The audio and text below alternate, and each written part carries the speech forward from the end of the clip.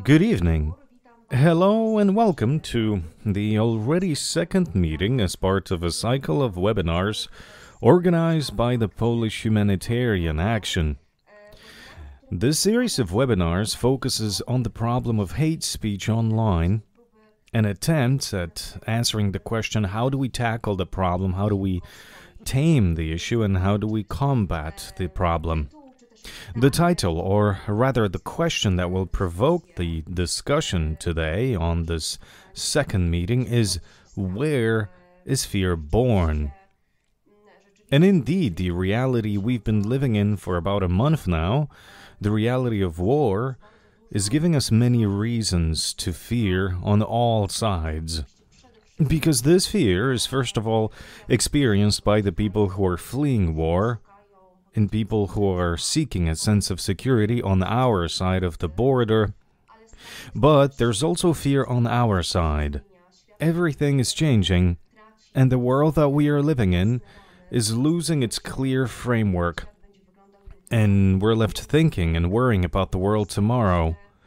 So fear and anxiety are becoming an everyday experience of our life.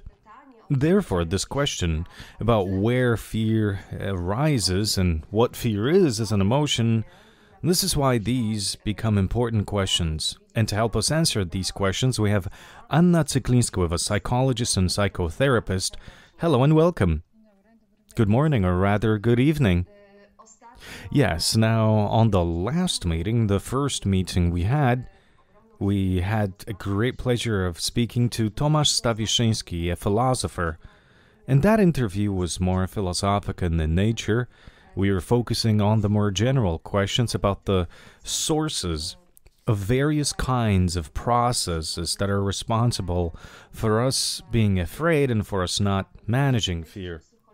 Today, a more psychological perspective, we will try to talk about fear not as a philosophical phenomenon, but as an emotion, because I think it is true when I say that it is impossible to eliminate a feeling of fear and anxiety in our lives, right? Fear is a natural emotion, but probably it becomes dangerous when it intrudes into our lives and when we cannot handle it.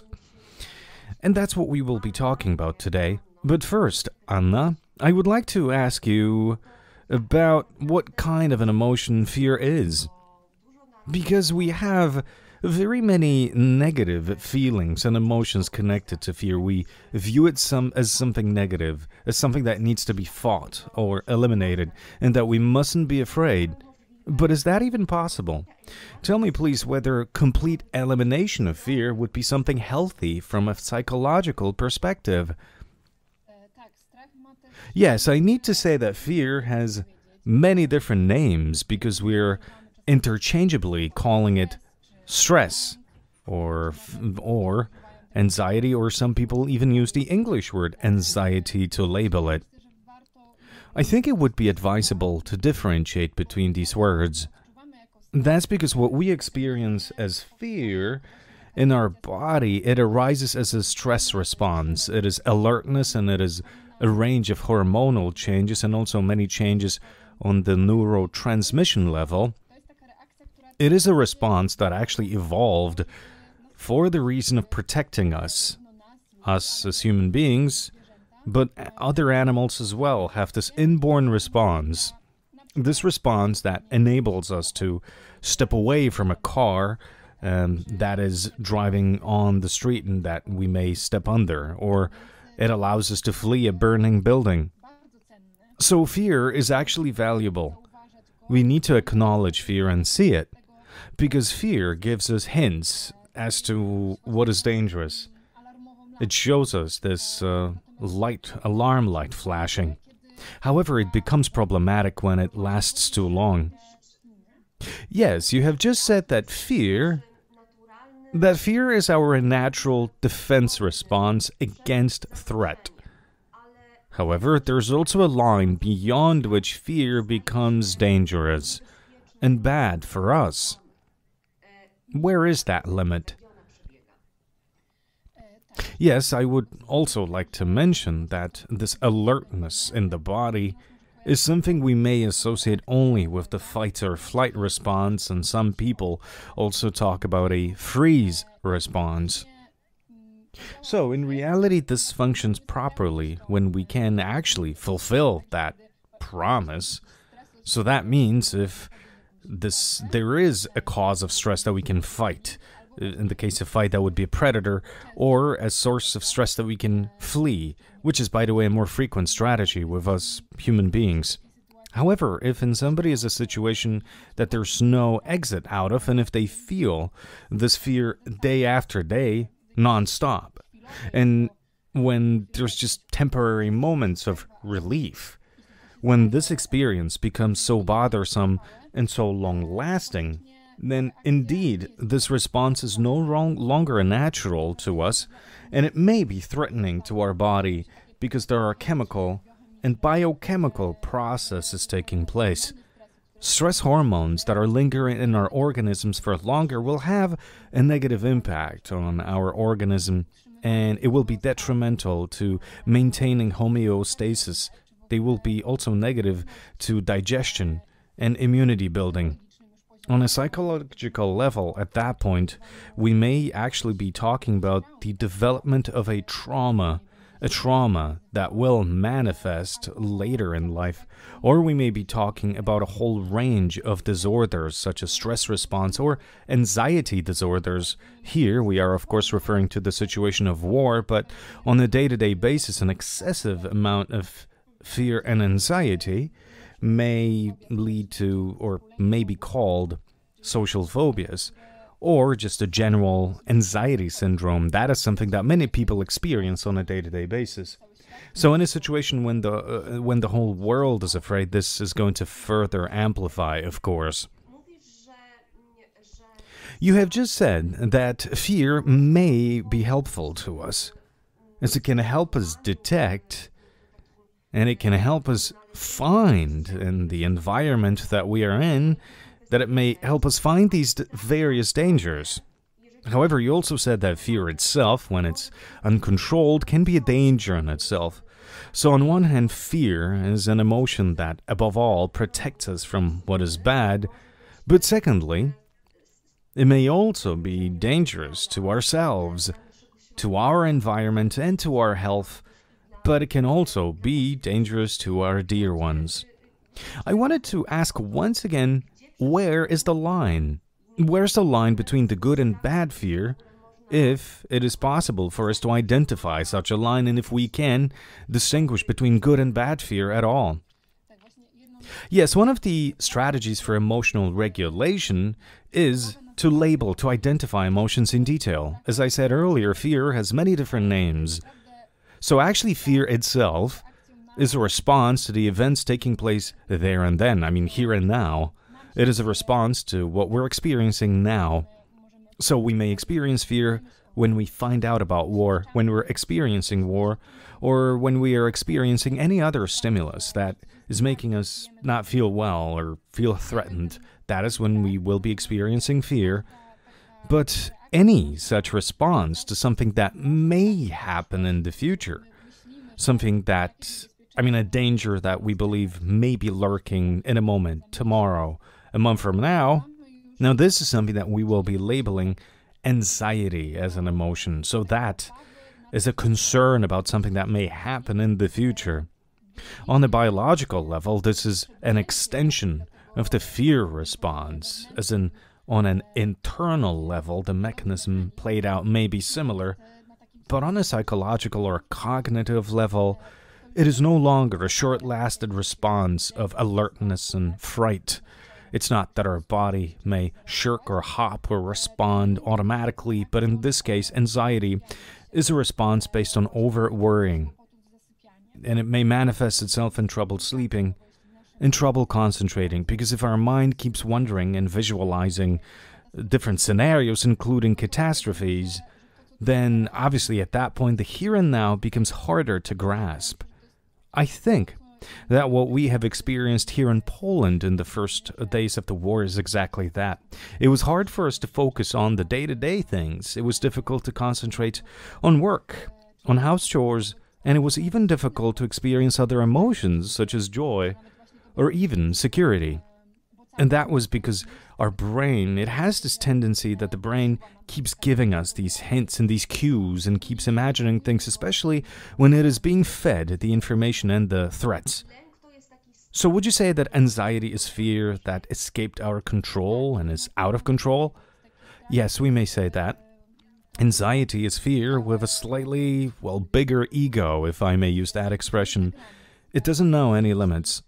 Because when we do not show to ourselves that on a rational level there's nothing really happening and that we're relatively safe here and now, if we don't show as ourselves that, then our body will try to prepare for this threat that seems unpredictable.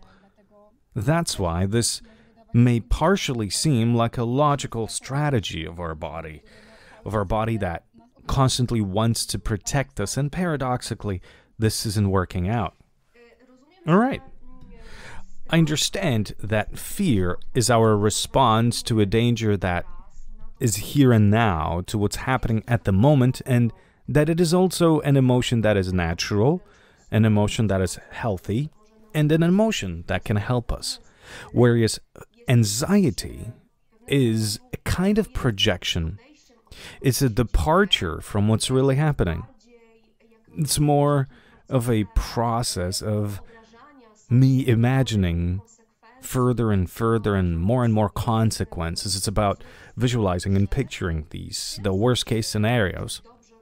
So in that sense, I understand that anxiety is an emotion that prevents us, that doesn't allow us to rationally respond to the threat. Because I understand that fear is rooted in the here and now, and fear may be a trigger to action, but on the other hand, anxiety may disconnect us and detach us from action, right? Yes, that's a very correct way of putting it. It is true that when we're under the influence of anxiety, it becomes very difficult for us to start thinking rationally. Also, one of the most effective ways of dealing with anxiety, chronic anxiety or pathological anxiety, are also certain cognitive strategies. For example, for cognitive restructurization or a strategy of rationalization. It basically works about letting in and letting through the more down-to-earth news, information, and it's about work that will stop the flood. It may be difficult to capture for everyone, but we always have this inner dialogue that goes on. Each person experiences and feels that dialogue differently.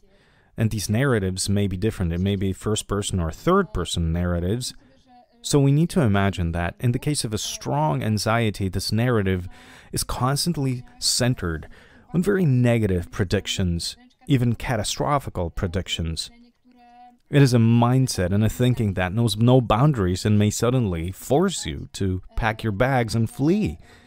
Even though, when there's another person pointing out the rational, this is what I hear from patients. My patients say, yes, I hear what you're saying.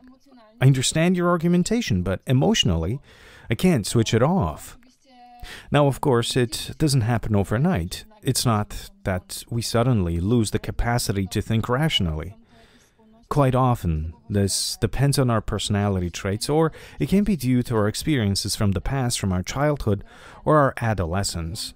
All of that may make us more vulnerable and more predisposed to feel anxiety. Now, because this is such a biological and practical emotion, any previous anxiety-based experience that will not have its conclusion, will not have its closure in the sense that we feel finally secure, that will remain in our memories as a quote-unquote warning.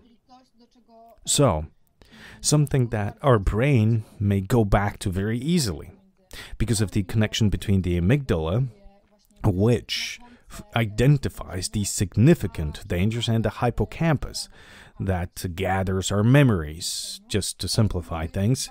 So this is a very connected neuron-based mechanism in the mind, which, once it's firm there and once it's in place there, it's difficult to convince the brain to suddenly start thinking differently.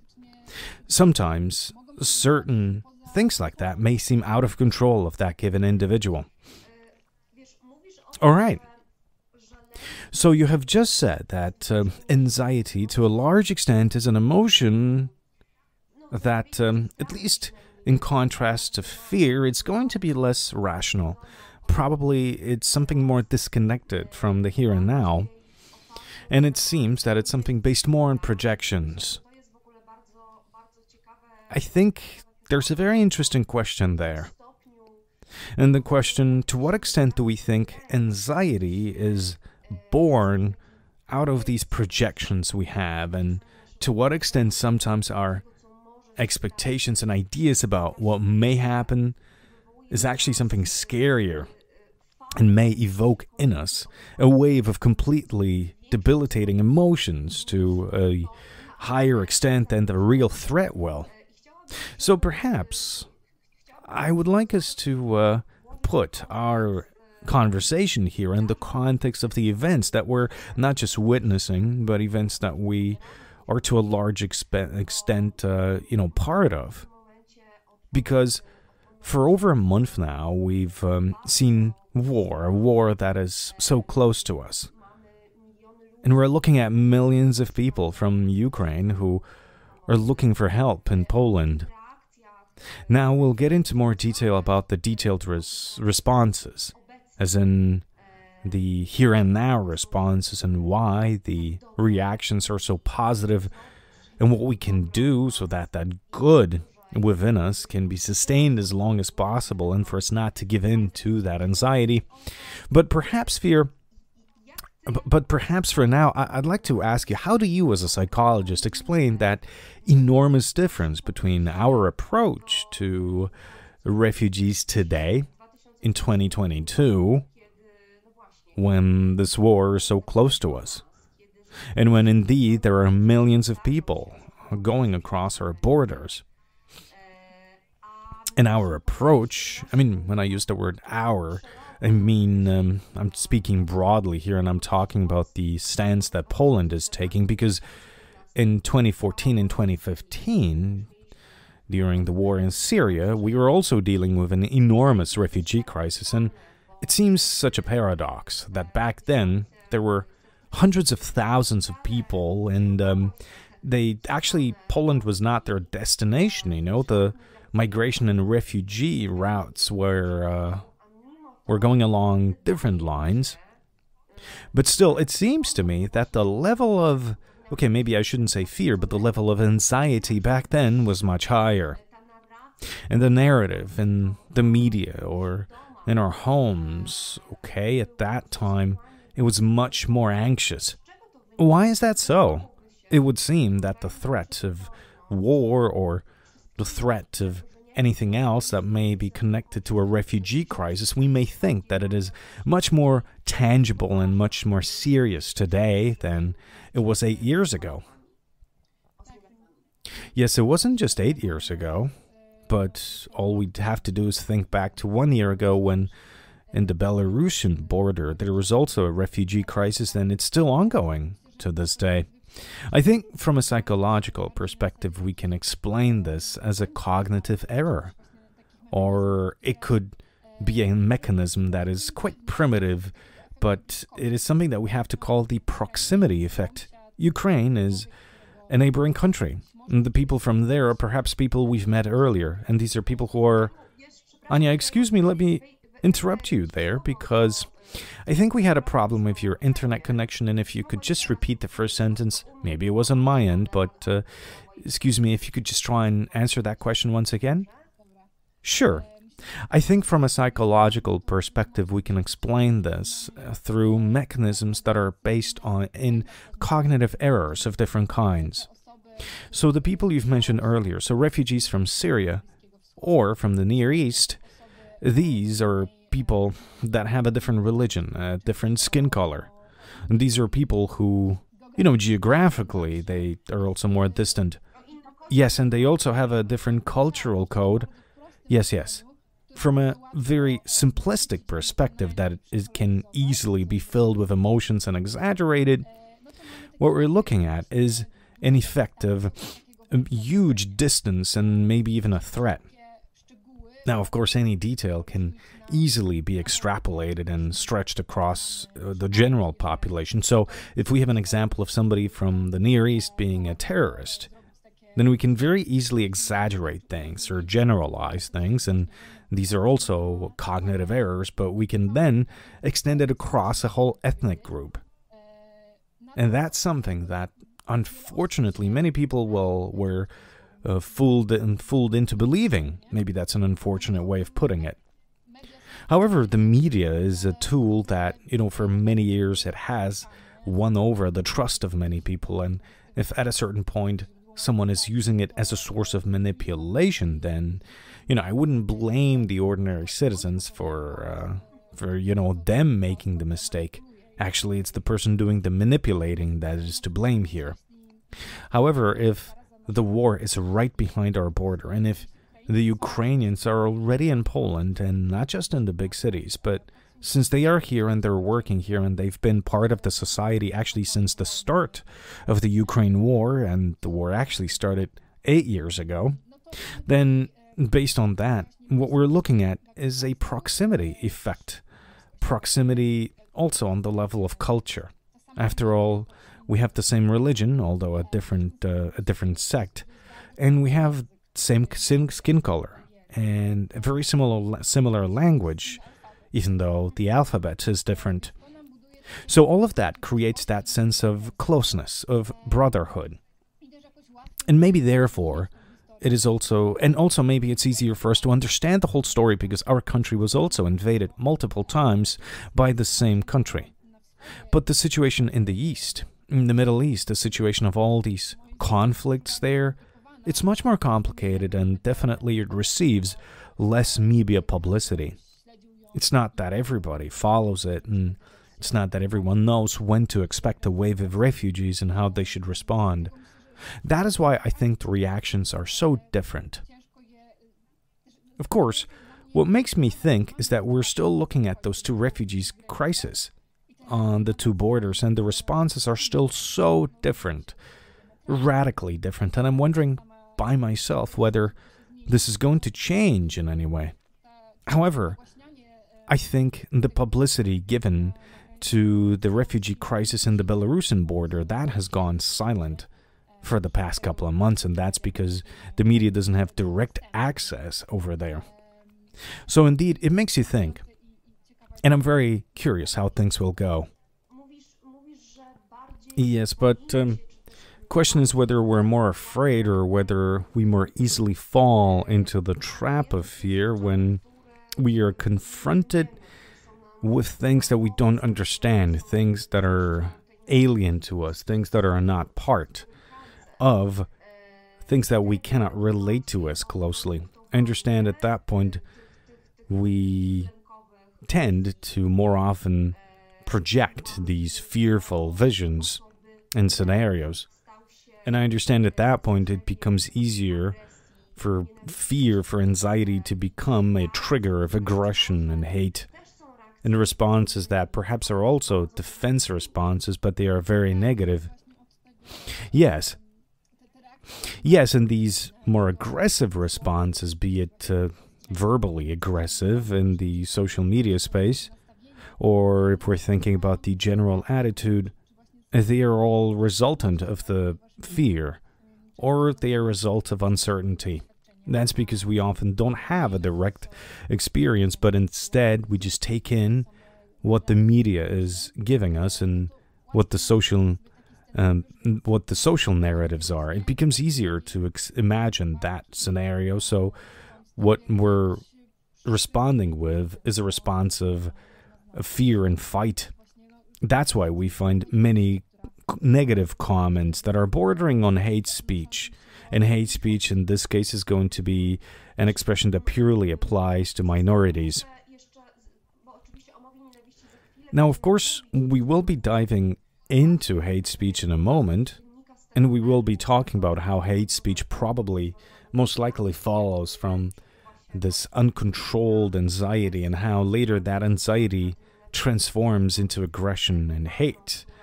This verbal hate, which unfortunately in the virtual world has a well, an environment where it can grow very easily because nobody controls it there, and it is possible to use hateful words with impunity online.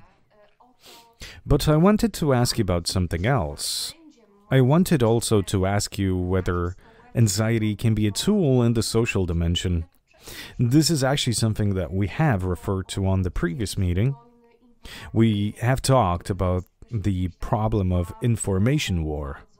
Information war, which is something of a very specific and a very worrying part of our times. We're all plugged into social media, and we all are part of this enormous verbal agora.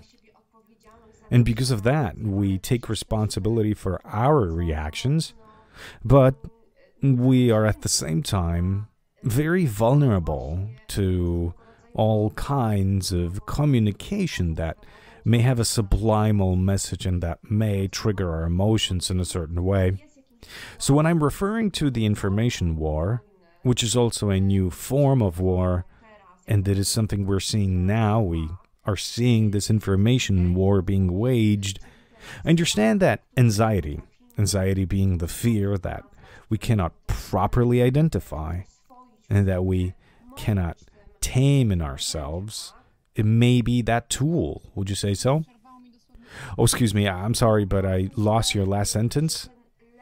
I was just saying that anxiety may be a tool for waging the information war. This anxiety that we are, in a way, well, maybe not allowing to be sparked in us, because probably nobody wants it intentionally to be created, but that fear that is created within us and that we cannot control. Yes, and I may also add another layer on top of it, because sometimes it's also about, colloquially speaking, sowing panic. Panic is a kind of anxiety that is very sudden and very intense, and also very dangerous when it occurs in a real public space. Frequently, when you have a group of people, even if you have several people that are starting to act suspiciously, when they're starting to shout or run, this creates tension, or it makes the whole rest of the group alarmed. And of course, we have many tragic examples of stories when human panic caused more damage than the actual danger. I mean, people can trample one another, and people can cause this tunnel vision effect that later makes it impossible to, walk next to one another in an organized way. So what happens in the social media space sometimes reminds me of this panic effect. When we come across drastic or shocking news that may seem in a way also exclusive to us. I mean, I'm sure you've heard these jokes that, hey, the son of my best friend works at the ministry, and this is news exclusive only to me. So suddenly these things and such things may motivate us to disseminate a given piece of news, and then with minimum effort we share information from one person to another, and then this is how more and more people reach a bit of news that may be completely untrue, but which at the same time sows this worry in us and this panic about what if this is happening? What if these things are happening close to my home, not just abroad? So, of course, now thankfully, nowadays there's more and more education about this subject, and people are more and more often encouraged to verify their sources so that they don't give in to their emotions, and so that we don't believe the first piece of information we read, but so that instead we try to verify whether a given piece of news appears in other sources, and also what comments we may see under a given post, if at least we're looking at Twitter. So it seems to me that the first days were most challenging as far as disinformation is concerned, and also panic sowing, which I think is very relevant here. Yes, you have just said that the emotions, and that our emotions may be a vessel of panic, and that emotions often betray us. And frequently it may apply not just to the negative emotions, but positive ones. We may have positive emotions, or we may be emotionally moved, but then we may be doing things that aren't necessarily rational. And then these are things, the consequences of which we can't predict. So on one hand, emotions are important. Emotions are part of who we are. And it's always good to be in touch with our emotions. We definitely mustn't extinguish our emotions. I'm sure that as a psychologist and as a counselor, you will be the first person to say that. But on the other hand, how do we guide our emotions so that our emotions are helpful in difficult situations, in situations when we're under threat, or situations of uncertainty, like we have seen in the most recent weeks? What do we do for emotions to be our allies instead of being our enemies, who may then, lead us astray and guide us to this path of fear? That's probably going to be very difficult, right? Unfortunately, it is not a useful strategy to eliminate emotions. At that point, you will just be muffling and extinguishing the emotions, and according to research, this doesn't yield good results. Actually, it may hurt your general well-being, and it may, overprocess your body. So our first response always should be to identify certain things, to notice them, and to admit that, yes, we're feeling fear, that we are feeling anxious, that there's a degree of uncertainty in us, and we need to admit that this is a natural response. Now, also, I need to say that I'm loving these drawings that are appearing as we're speaking, because when we talk about the different coping mechanisms, which is fight, flight, or freezing, we may associate flight with, if we think about it in terms of actual strategies, we may think that fleeing equals ignorance or staying indifferent. But, I believe if this is a helpful strategy to someone, if you need it, and if someone doesn't have the resources to give back, then that's fine. But if we have a desire to take action, we may reformulate it. We may say that, with our fight, of course, a metaphorical fight, because on one hand, these are complex responses of our body, and on the other hand, it is something that we can talk about colloquially. So a form of fight can also be offering help, organizing charity drives or donation campaigns, or hosting refugees at our homes, or bringing food to others. This way can be a way of dealing with the situation that will also give us a sense of agency and action. But at the same time, we frequently see that we're actually helping another being. If I make sandwiches and bring them to the train station and they're gone in a couple of minutes, I know that they were helpful and I feel great about it, and nobody really needs to thank me for it, because I feel just good about the fact that my work had results. This is a strategy that I believe also has a biological, but it's also a way traditional action, because we always want to see the results of our work, yes? And after we do something like this, and after we help another person, even if we don't know whom we're helping directly, that may in a way put us at ease. And also, from an evolutionary perspective, any altruistic behavior is partially also egoistical, because it makes us feel good, but at the same time we are hoping that somebody will help us in the same way when we are helpful to others. So from an evolutionary perspective, it is also an investment. If I'm being good towards others, I am counting on others being good to me.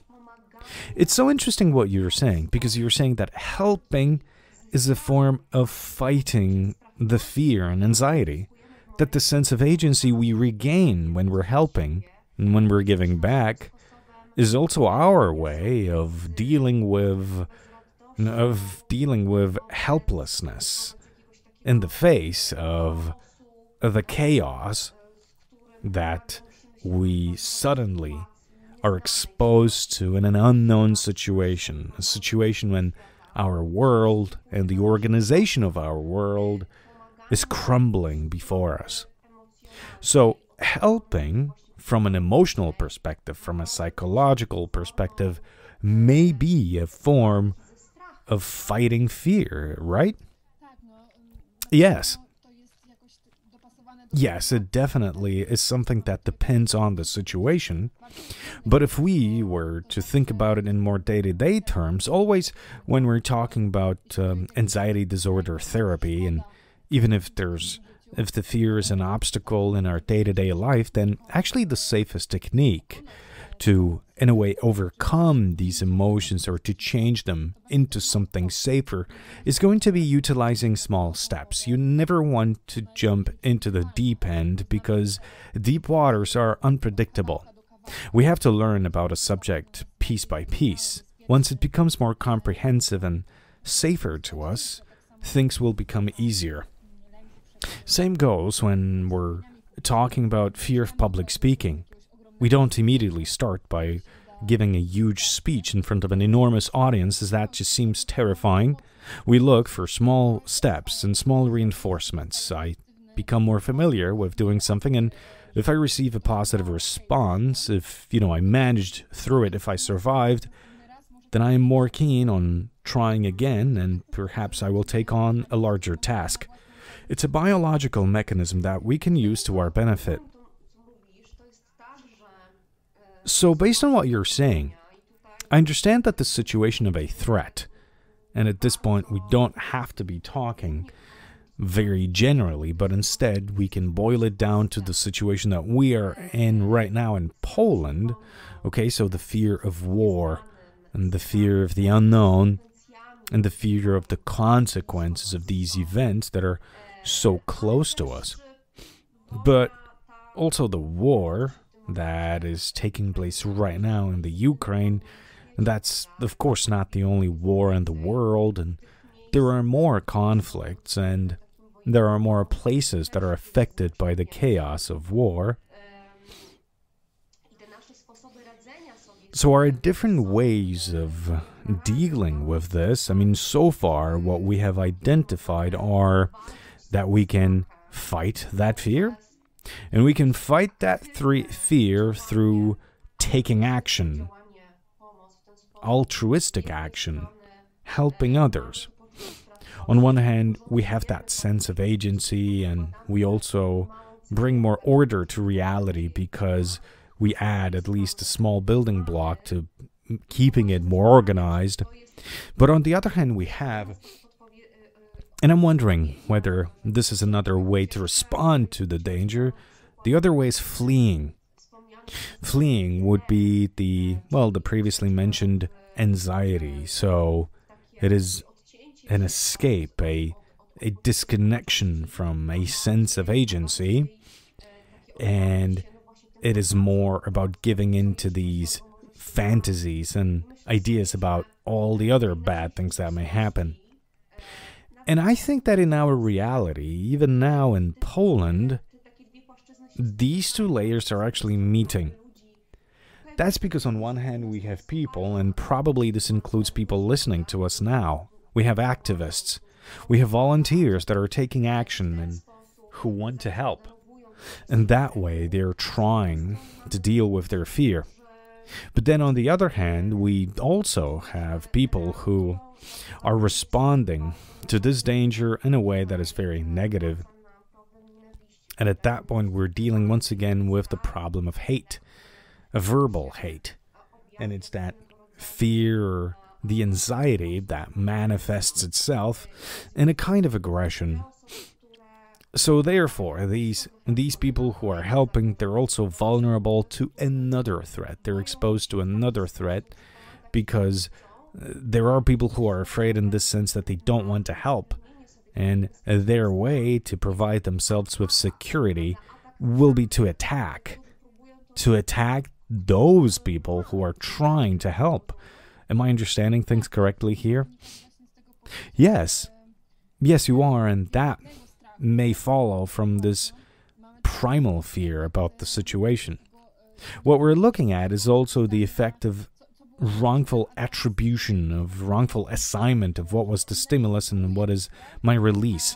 So something else causes the fear, and the fear then wanders, and then we vent that and unleash that fear on a completely on the completely wrong person, and that wrong person could be a volunteer that we, in a way, vent our dissatisfaction with, and we're angry with them to show why they're helping this person and not another. We've seen these cases. We've heard these examples when people were doing these comparisons, when people were saying that Ukrainians have it better than Polish people now do in Poland because they're receiving more money. And this kind of comparison is just a small fraction. It's like just one row in an Excel spreadsheet. If we were, of course, to make a long list of what each of these people is experiencing, then of course experiencing war and being forced to flee your home, this is something uncomparably worse. But by some strange miracle, a person may forget about that and may draw that comparison just based on a fraction, on a small piece of the picture. I think it's important for us to notice and acknowledge this, because it is not so obvious.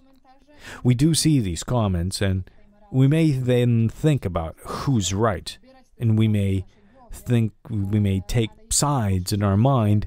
However, if we broaden the spectrum of experiences on both sides, then we should quickly arrive at the conclusion that these situations are completely impossible to compare.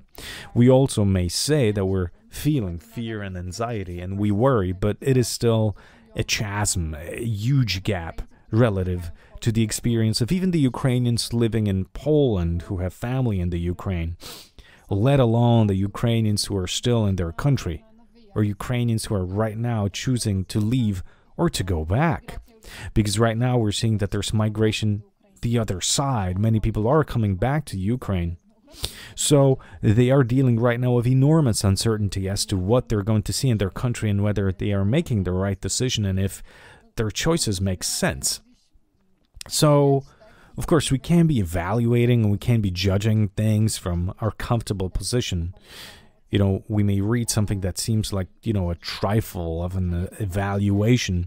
And I think looking at things from a distance, taking a step back to see the full picture for what it is may be very sobering. I think what you're also referring to now is a sense of empathy. This empathy that is so important and so necessary in these situations. However, I think fear is the enemy of empathy, wouldn't you say? I think it really makes it deaf.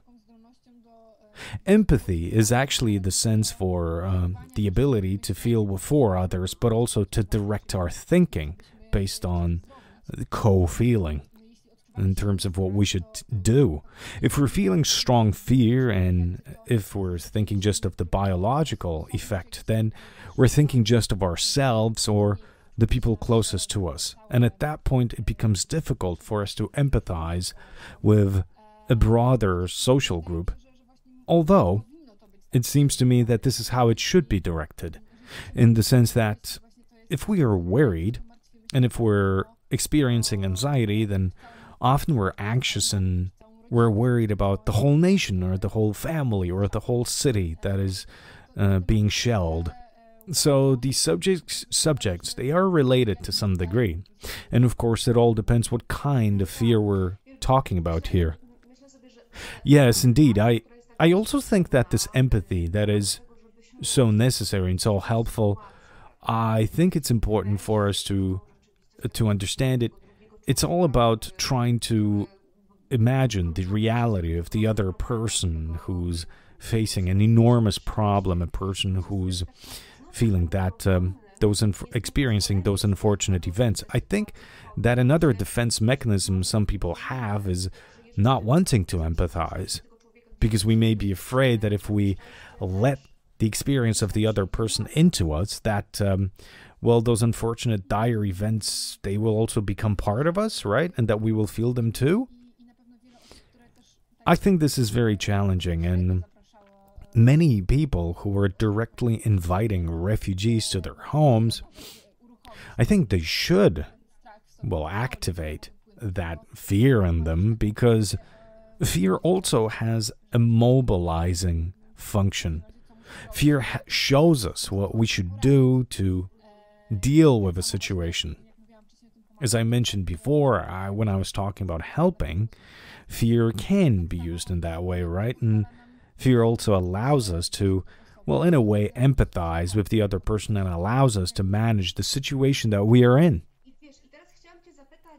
Yes, and I wanted to ask you now, once again, if we were to put the person at the center, because, our webinars are intended for people who want to help, for people who want to take action and who want to be involved.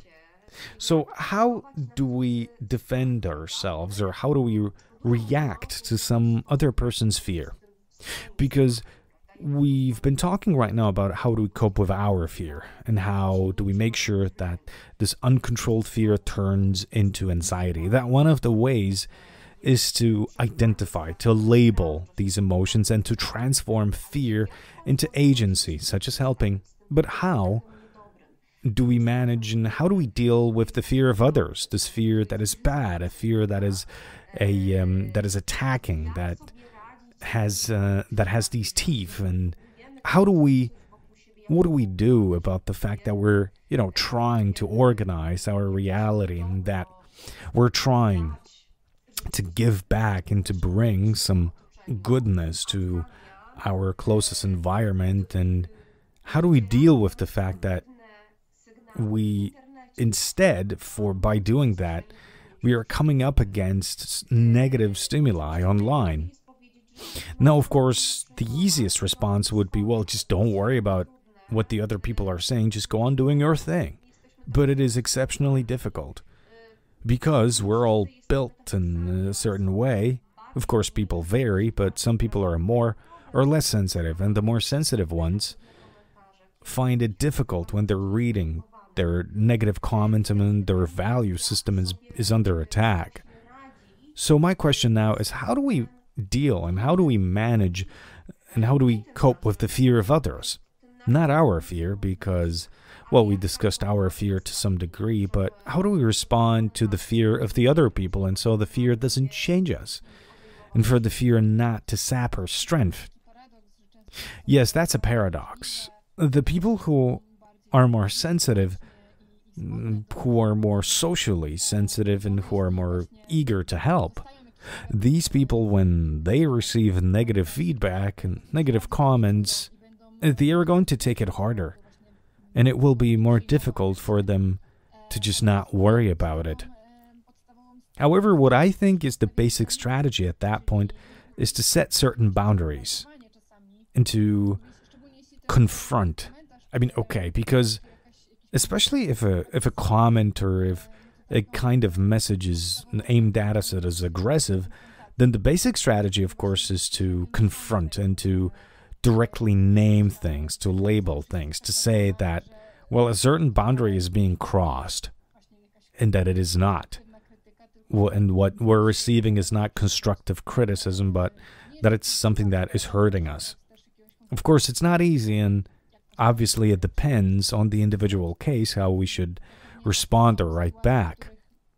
Most likely there are situations in which even if we came up with the most eloquent response, it's just going to fall onto deaf ears, and at that point it's actually a waste of our energy to be fighting, well, who knows what, because quite often we don't know where specific comments are coming from.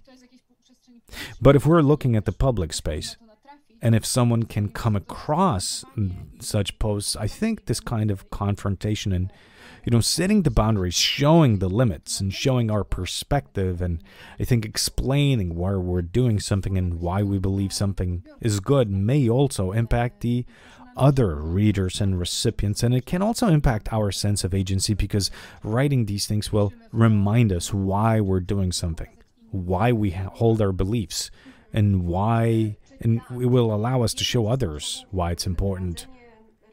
So you're saying that one of the ways of dealing with the fears of others is to try to somehow alleviate, to mitigate the fear of the other person, okay? To decrease the amount of fear of the other person that tries to attack us.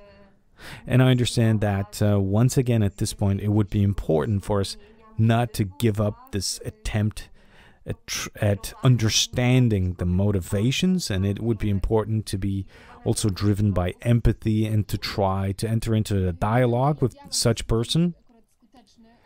I'm not sure how effective a dialogue would be, but it's first of all important to show the line that it's important to show that we don't accept a certain point of view, if of course it's something so extreme that we need to show it. Now, I'm not sure to what extent naming, labeling emotions and fear will be relevant and in what case. Because, of course, we can also be guessing what the other person feels, and that a given comment may be, well, the reason for that will be fear. But at the same time, we are not mind readers. We can only be hypothesizing, and we may ask of a given person, hey, maybe perhaps you're feeling uncertain in a given situation, and perhaps this explains why you're conjuring these negative scenarios, or this is why you're commenting negatively on other people's actions. Yes, I think that probably there are three different ways to respond and three kinds of responses to ways to defend us against this bad fear of the others. On one hand, it's what you're saying. We can respond, we can block, or we can completely ignore. Once again, I think this overlaps these three reactions, or these three different ways of managing. It's either fight, flight, or freeze. This is a response, so this is a kind of confrontation, so this is fighting. Then we can flee, so we can just block such people, or we can freeze and therefore ignore. So that would simply be pretending that something isn't there. Now, probably it all is dependent on the individual case. What is important, most likely, is to tell apart a person who is simply, well, colloquially speaking, an internet troll, someone who simply is trying to sow discontent and confusion and to hurt us.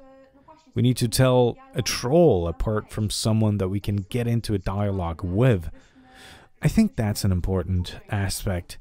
We need to be careful, right?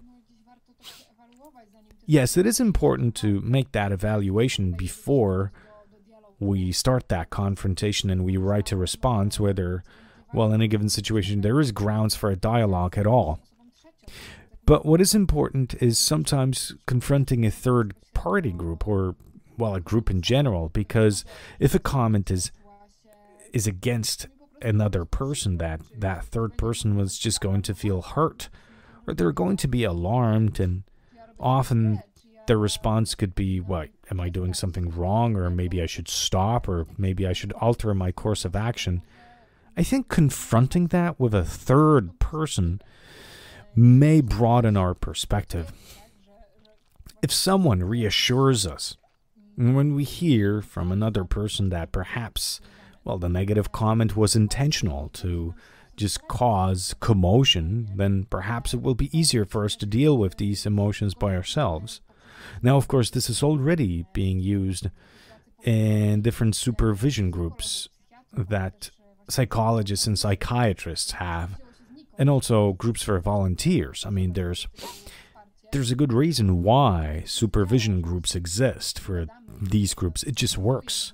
When we have somebody to confide in, and when we can rebound our emotions on another person and we can see a reflection in another person, it can help us. It's also a means of expressing our emotions. When we're left alone with something, and when we feel a little bit uncomfortable and embarrassed when we receive a negative comment, we may freeze and we may want to isolate ourselves.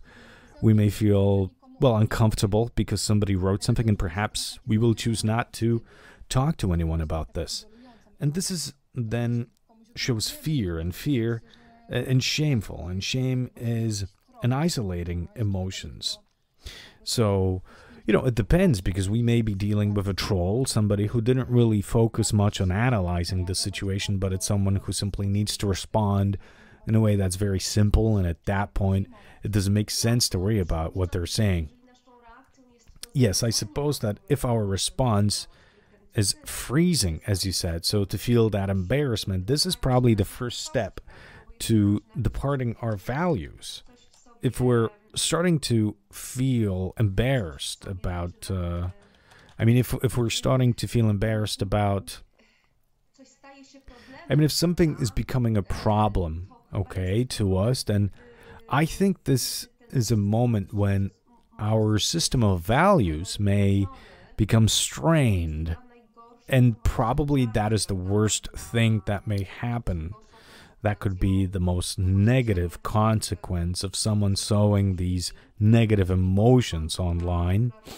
If someone who does a lot of great things has to hide away from them because they're being attacked and they can't really deal with that. And then they go into that phase that you call freezing and feeling ashamed, but it's not something that is spoken outright. Yes? Yes, but we often need to add that sometimes even being exposed to unfavorable content can be harmful. Just like some time ago, people believed that a traumatic experience could be, participating in a catastrophe, like a war. At that point, we may say that a trauma develops based on just us witnessing our accident or by witnessing the death of someone dear to us.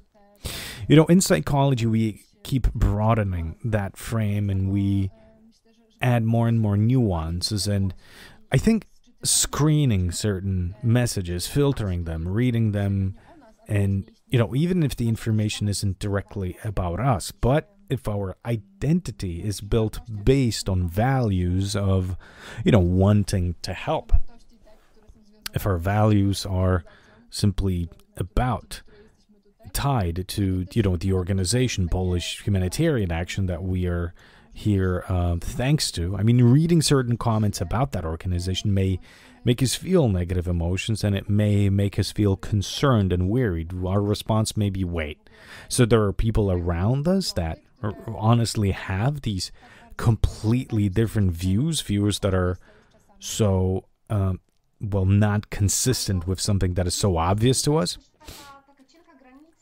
I understand that there's also a very thin line between naming things and, allowing us to realize certain things so that we can name them and so that we can let it out. There's a difference between that and between isolating from something, and this isolation may, in the end, result with us completely freezing. Okay? So, on one hand, we cannot open too much to everything, okay? And we have to keep away, but at the same time, we cannot be completely insulated against it, because most likely when we're choosing to be socially engaged, and when we're choosing to be activists, we probably have to accept it all. It's part of the whole deal, right? And we just have to learn to manage it. Yes, as an activist, you have to know what the dangers are, and you have to know what you're dealing with. And when you're on the front lines, then you just have to, bear certain things. Yes, but probably it's not just about bearing and enduring certain things, but probably it's also about accepting and coming to terms with the fact that the reactions can be varied, and that it's not about us and our value system, because probably at the end what's important is for our value system to remain intact despite the negative fears of the others. Yes, I think if a value system has solid foundations, and if we ourselves are convinced about our actions, if we believe that what we are doing is right and is good and carries agency and significance, then we may reflect all those negative comments off of us. But if we ourselves feel a lot of uncertainty, if we feel anxiety, And if we don't really believe what we're building, then it's just going to be a house of cards that can crumble very quickly. So it seems to me that if we're talking about collective action, if we're talking about organizations or a group of volunteers, then it may have a more stable foundation, that there's also the group. At that point, it's not just me versus dozens or hundreds of bots or trolls, but instead I see that there are people similar to me, people who hold similar values, and people that I can co-experience and co-feel things with. So I understand that the sense of community is very important here. Yes, I think this also gives you a safety vent.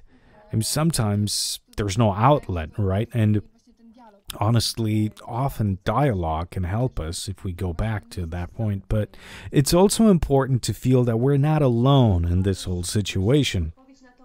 Yes, I think this is also an answer to the question, how do we deal with fear? Fear in situations as the situation we're looking at now.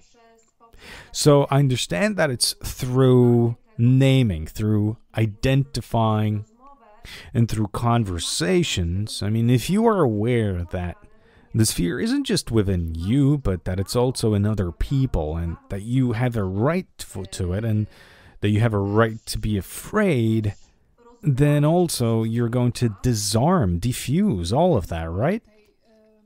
Yes, that's true. I think that this is actually a very important element that we mustn't omit. The collectiveness, but also support. Support is an invaluable buffer against any traumatic disorders, but it's also support that we may show through, words or consolation, but it can also be material or instrumental support. So by organizing things for someone else or giving someone advice, support can come in many forms. And we can see that among the refugees coming to Poland, and, the ones who are positively surprised, or the ones, at that point they are seeing that the world and the Polish people are organizing, at that point you see gratefulness. And I think that if any one of us imagine that that we would be in such a situation, then we would feel just better if we know that there's someone on our side that wants to help us. That's true.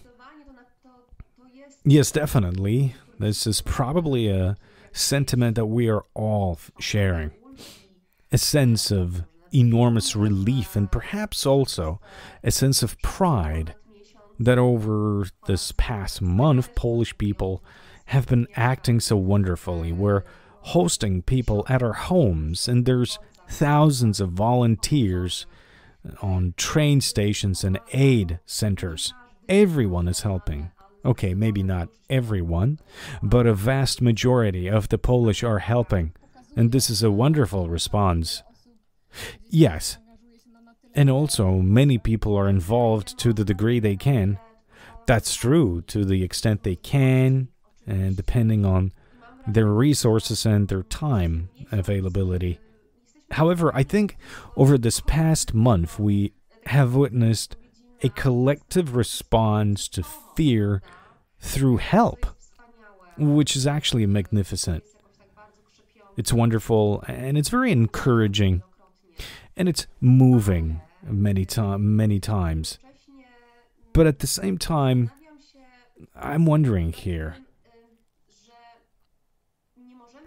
And I think that perhaps we cannot deny ourselves. That's just what I think. We probably, if we don't want to fall into the trap of fear that we covered so many times, we probably cannot deny ourselves the right to, despite all the help, and despite having open hearts, and despite the very positive attitude to wartime refugees, I think we also shouldn't be denying ourselves the right to asking questions, right? And to being afraid of certain consequences, economic or political consequences connected to the crisis that we're currently coming up against. That's because, I think that anything that's based on emotions is beautiful, but it may change very soon.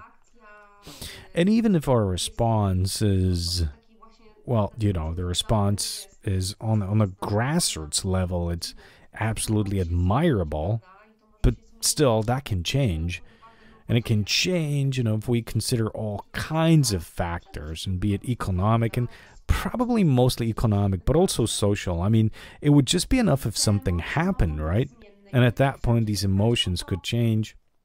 So, my question to you would be, what is the key to making sure that the positive way of managing the situation sustains for long months or years even, for this not to be just this temporary passing help, but for it all to be considered, and for all of that not to burn out too soon? There is a certain paper that was developed actually based on the situation of the flood that took place in Poland about a dozen years ago. We have these crisis phases, as a community that responds or a community that experiences a crisis. And the first phase is, of course, the phase of shock, and often this disorganization. Then what happens is a phase of mobilization and involvement. And this phase can take even several weeks. It becomes almost like a honeymoon. Oh, so it's like this excess of help. Yeah, we're talking at that point about collective support, and that there's more and more people involved, and there's many donation campaigns. At that point, it's not just the mobilization of individuals, but whole social groups or a whole nation. Afterwards, in the case of the flood, what happened was there was a drastic decline. So then came a stage of disappointment, because it turned out that the enthusiasm was exhausted, and then we had to deal with a new reality, bureaucracy, and things that were, perhaps less pleasant and more down to earth. And then, after years, what comes is a phase of being accustomed to it, of being used to it, when we can find ourselves easily in the new reality. When I was reading this paper some time ago, I read a commentary of a psychologist whose name, unfortunately, I can't remember now, but she said that if we can extend the honeymoon phase, so this phase of this enthusiasm, and if we manage it more skillfully, more top from the top instead of from the bottom, if it has proper structures, then we can avoid the enormous disappointment and chaos that ensues later on. So I'm actually curious what phase we are at right now. Because on one hand, this situation has calmed to some degree. And there are fewer people arriving, but instead there's more people searching for another place to stay, or they're choosing to go back, or they're trying to figure out their life here. But when I was looking at the situation of the volunteers, then the chaos took very long. And before they were able to, find agreements with the local governments or the local government heads, it took some time. But at the same time, I believe frustration hasn't appeared yet. So maybe there's hope in that. Because so far, it's not that it turned into another disaster. And actually what we're seeing is that emotions have calmed. Of course, still in the face of the disastrous things happening in Ukraine, but things have settled down to some degree. Yes, and I also believe it's important to point out this very individual nature of the experiences. And this is something that I actually have said to some degree. Namely, that we may want to help, that we may help, and we could be doing fantastic things, but at the same time, we could be afraid and concerned about tomorrow and what'll happen the day after tomorrow.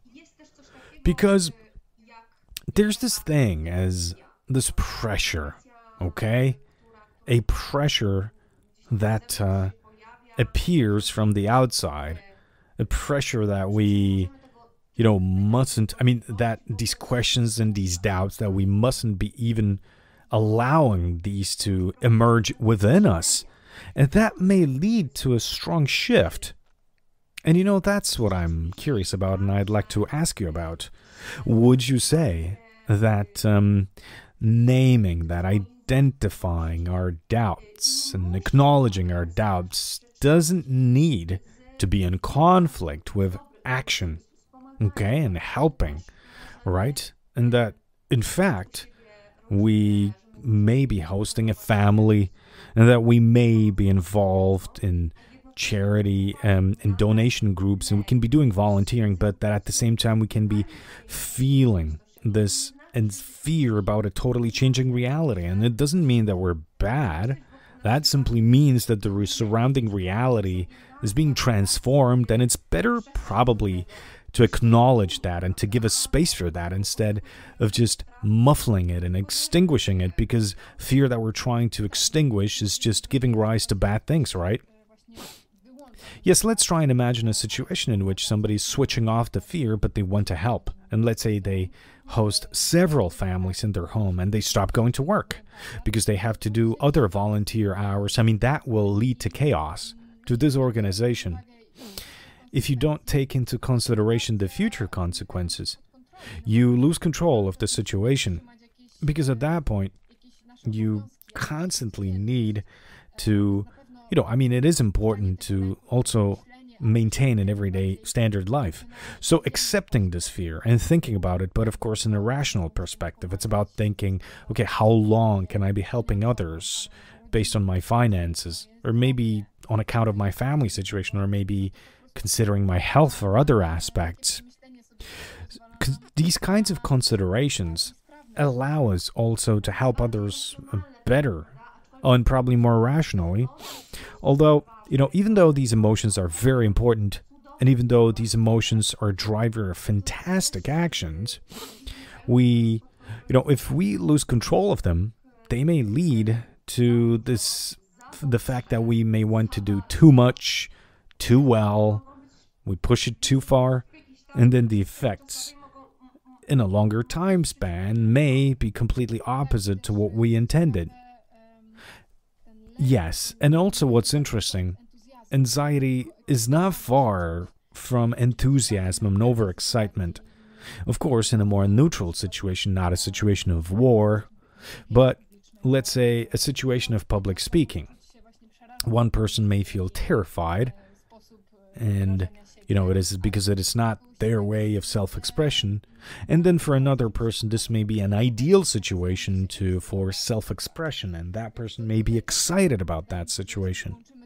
So I believe if we switch off the fear, and if we go with the flow of these emotions, of this desire to help, we may at the same time very easily flow with an enthusiasm that may burn out soon, because it's the wrong context, and we may not have the resources that we need to dedicate in this situation. That's because we may actually come up against a completely different response. Let's say that we're willing to help and we have enthusiasm when we're hosting somebody at our home. Let's say there's a family coming to us, and they are a family that is traumatized, a family that is, very strongly moved by the trip. And they are expecting not in the way that we were expecting, okay? Because maybe we would prefer someone who comes here and then starts telling us what it was like, what kind of stories they experienced on the way. But somebody may respond very differently to the stress that they endured, and they may choose not to speak at all, and maybe they will be crying, or maybe they will be shouting, or maybe they will have sleepless nights. What if they're walking at night bothering us? There may be a range of many different reactions that we are not used to. If someone is not a mental health specialist, they may not know these things. It's completely normal that we don't know how people behave in these extreme situations. And sometimes it could be a regress. It could be that children, they regress. Of course, I'm saying quote unquote, they may regress 1 year earlier. So you may have a child that was more independent and they may suddenly start soiling their bed, which is also a natural response of the body, because the body is so preoccupied with survival that other things may slip out of control. So if our approach is of enthusiasm and of wanting to help, and if we fail to see the needs of the other, the people that we're offering our help to, that may, in the end, may lead to a situation that is, well, uncomfortable or not well fitted. Yes, but there is also a big risk of burnout on our end.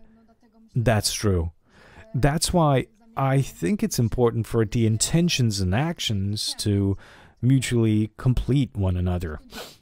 Perhaps it would be better to cool your enthusiasm. Now, of course, it is difficult to talk about being realistically prepared because we're talking about a catastrophe that affects living people, and we can't predict how they would respond and how we can prepare, but we can prepare to some degree. Online, there's actually access to many advice and course books, guidebooks on how to help and how to host others. It's important to use that and not to stay believing that, you know what, I know better and my enthusiasm will take care of everything. We need to take into consideration as many different scenarios as we can. Yes, but, it also seems to me that it is important not to be disconnected from our needs in all of this, right?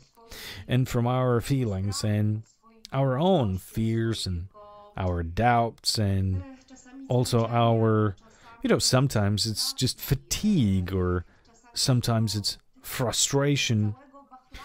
And it's important not to disconnect from the whole range of different emotions. And I think we should allow ourselves to feel these things. And it doesn't mean that we should allow this to completely tear us apart, but it's important to experience these things. And perhaps this is a mechanism that later on results in people knowing how to tackle the fear, and maybe that's what prevents fear from turning into anxiety. When we're able to acknowledge and name certain things we feel and we give ourselves space to experience them, when we do that, it becomes easier to have agency that is more rational instead of purely emotional. That's true. But you raised the subject of needs, and this is important as well. There's a simple saying that stating that even a Solomon can pour anything out of an empty vessel. And this is so important. Volunteers that are doing manual labor, to them, regeneration is important to function. Of course, human beings can endure extreme situations, and we all know that we can go several days without food or a day without water. That's all realistic. However, if we're expected to continue working, and if we're also supposed to, feel well emotionally, we need to focus on this balance, at least to some degree. I know that many people were outraged online when some people were talking about self-care in the face of this disaster. But you know what? If we all stopped looking after ourselves and we decided only to take care of a certain social group, we wouldn't be able to help for long. I think that there's growing awareness of the fact that we should also, that we should put on the oxygen mask on ourselves first. Yes, and put the child's mask on after us, right? Like on the airplane. That's right. And this metaphorically also extends across many other situations. I see many volunteers who are showing to me that, I'm on a break, or I'm coming back home now to catch a breath or to eat, which is immensely important, I would say. Okay, Anya. Now, summing up on our conversation, because we're almost at the end. We started with the question, where is fear created, or what is fear? And to answer that, you were saying that fear can be a good emotion, that it's a helpful emotion, but it can turn into anxiety, and anxiety can be destructive to us and to our environment and people in it. So right now we are living, I believe I can honestly say, in a time of fear. After all, there are so many uncertainties, and there's so much pain around us, and there's so much danger around us, and for that reason it becomes difficult to cheat that fear, and it's difficult not to feel it. Now, of course, this is impacting all of us, and I'm convinced that you, as a psychologist and as a counselor, you are also most likely seeing that every day, because probably you are hearing this. You are hearing that the situation of war is impacting us, the people, directly, even though we're not directly affected by the war. All of these events are still affecting us. So if you could please say, just to sum up on our conversation, please say, what are the things we should keep in mind, and how should we protect ourselves so that we can help, so that we don't lose our enthusiasm, and so that we can sustain as long as possible this highly important empathic attitude, but also to, have the right to sometimes catch a breath. So what should we keep in mind in these days to stay helpful to others as long as possible, but to also stay good to ourselves? I think perhaps broadening our perspective would be the answer, or rather one of several answers. We have to keep in mind our dear ones. We need to talk to them, and it is always helpful to perhaps share our doubts with others and to consult them with others. Support from others is something that may be very effective. It is something so simple and accessible and often free. I mean, okay, besides these moments when we require professional support and then it is paid. But maintaining relations with others and giving support to one another, even in a small group, is valuable. And it's important to talk about our emotions and what we're experiencing. When we see that we're not the only person who is feeling like that within, and that other people can also be feeling and experiencing these emotions, it's then easier to manage that in a group. So you're saying that creating communities, bigger or smaller, local, among our friends or family or within a group that we are active in, that may also be the response to this anonymous and, often what you often see online, this hate that is spreading online, which is often caused by fear. But would that be the antidote to that?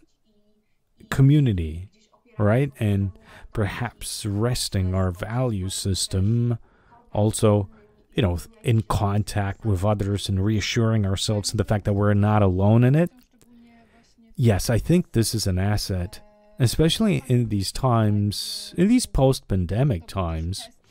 The pandemic was also a test of community and a trial for many groups. So we simply should not forget that together we're stronger. That's true. And also that whatever is anonymous online should not be threatening the integrity of our value system. And there's another thought, and of course concluding here because we have just 5 more minutes, and this is something that goes back to what we were discussing, when we were talking about reality and projections of reality.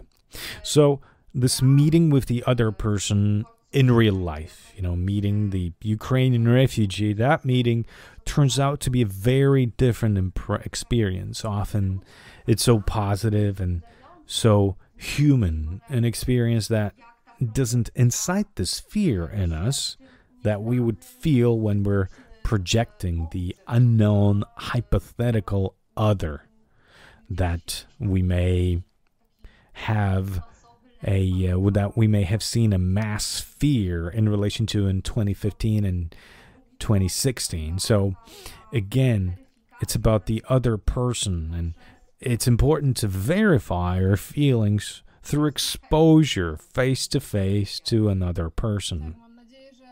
Yes, and I hope that we will learn our lesson here. And I hope that this experience will allow us in the future to broaden our horizons. Now, of course, I'm not an analyst and I'm not a prophetess either, but I think that we're just at the start of many refugee crises that we may be facing across the years. And that it is important to alter our mindset. We have to realize that it doesn't have to be scary, but that it's actually inevitable and something we need to accept. Yes, and it's something that may strengthen us and enrich us. But still, you know what is also important in the context of this conversation, we have a right to also be concerned, and we shouldn't be denying ourselves that right. Yes, absolutely. And this fear, hopefully we've explained that it is natural and that it's necessary, and it shouldn't be downplayed or mocked or neglected. Yes, because at that point it may turn into anxiety that leads to hatred. That could happen, yes. Okay, thank you very much. The guest of the second webinar of the Polish Humanitarian Action was Anna Cyklińska, psychologist, psychotherapist. Thank you very much, ladies and gentlemen, for your presence and for your attention. I hope that this conversation was just as important for you as for me, because I have learned many interesting things, and I'd like to thank you, Anya, very much for that. So yes, fear and anxiety, two different emotions. We can be afraid, but we shouldn't give that fear control over us, and that's probably key. Yes, that's an excellent summary. Right. So thank you very much for the invitation. Yes, thank you very much as well. And I'll see you and hear you next month from now.